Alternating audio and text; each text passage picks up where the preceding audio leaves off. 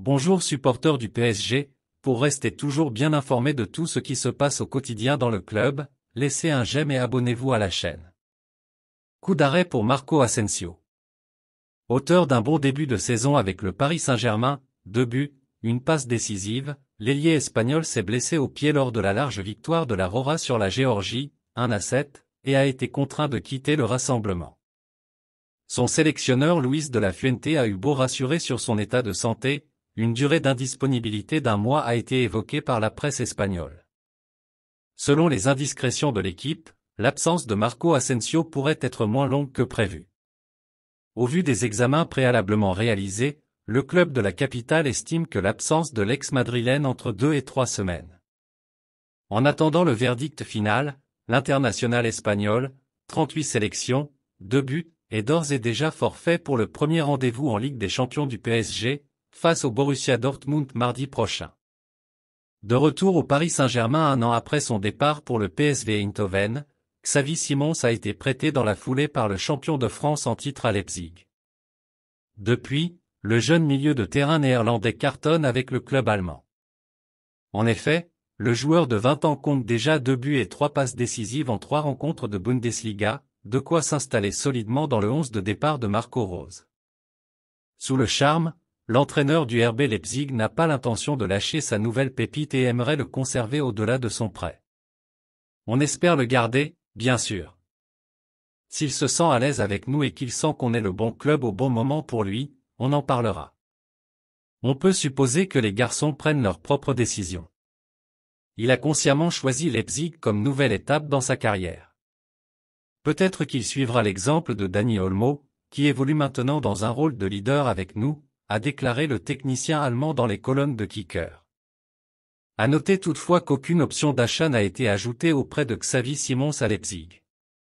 Alors que le départ de Marco Verratti à Al Arabi, Qatar, a été officialisé mercredi soir, ce départ fait beaucoup parler sur les réseaux sociaux.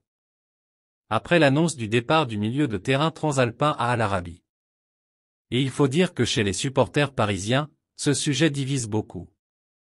Certains sont contents de voir ce joueur, qui symbolise pour eux les échecs à répétition du club en Europe, partir pour lancer un nouveau cycle. D'autres en revanche sont assez gênés par la façon dont un grand nom du club, considéré comme une légende par beaucoup, a été mis à la porte, et est parti dans un relatif anonymat. Plus que son départ, c'est aussi la façon dont le PSG a géré cette affaire qui fait polémique auprès de nombreux supporters parisiens. Le joueur n'a d'ailleurs même pas pu faire ses adieux au Parc des Princes comme le voulaient beaucoup, même si le PSG semble lui préparer un hommage dans les semaines à venir. Une première polémique liée à son départ, et ce n'est pas la seule. D'autres observateurs, pas forcément fans du PSG, soulignent ainsi un énorme conflit d'intérêts dans cette histoire. Le PSG a effectivement récupéré 50 millions d'euros sur la vente du joueur à un club du Qatar, une façon de contourner le fair-play financier pour beaucoup. De l'argent du Qatar qui arrive dans les comptes parisiens, avec un homme bien connu à la baguette, Antero Henrique, ancien du PSG et toujours proche de l'état-major francilien. Au moment de faire ses adieux, Marco Verratti a laissé un message. « J'ai été très fier de porter les couleurs du Paris Saint-Germain durant plus d'une décennie, de côtoyer tant de grands joueurs, et de remporter 30 trophées. Paris, le club et ses supporters auront toujours une place très spéciale dans mon cœur. Je serai parisien pour toujours, a-t-il déclaré dans le communiqué publié par le PSG. C'est une longue page qui se tourne. Marco Verratti a fini par quitter le PSG après 11 saisons et plus de 400 matchs disputés. Il a reçu un hommage appuyé de son désormais ancien partenaire, Kylian Mbappé sur son compte Instagram. Un joueur et une personne d'exception. Avoir le privilège d'être à tes côtés toutes ces années aura été un plaisir immense. Ton passage ici ne sera jamais oublié ou négligé. L'un des meilleurs joueurs que j'ai pu voir. Merci mon ami, tu vas beaucoup me manquer, publie en story le meilleur buteur de l'histoire du PSG.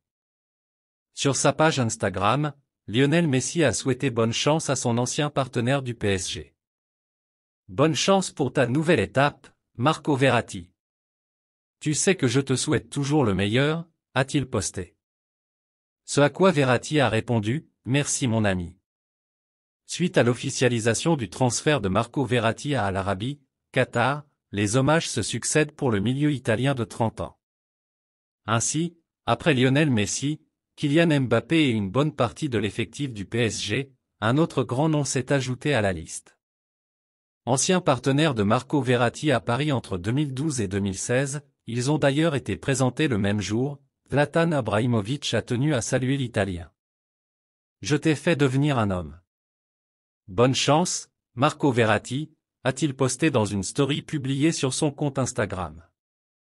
Après avoir disputé l'intégralité de la rencontre face à l'Irlande, 2-0, Kylian Mbappé est resté sur le banc face à l'Allemagne, 1-2, mardi soir en amical. La vedette parisienne a, sans aucun doute, été préservée par Didier Deschamps en raison d'un souci au tendon rotulien contracté à l'entraînement lundi, comme l'a informé son sélectionneur en conférence de presse. Pour autant, son absence contre la Mannschaft doit-elle remettre en question sa présence face au Borussia Dortmund en Ligue des Champions, mardi 19 septembre? En s'appuyant sur une source proche du dossier, le Parisien informe que le Bondinois n'inspire pas d'inquiétude en vue des prochaines échéances du PSG.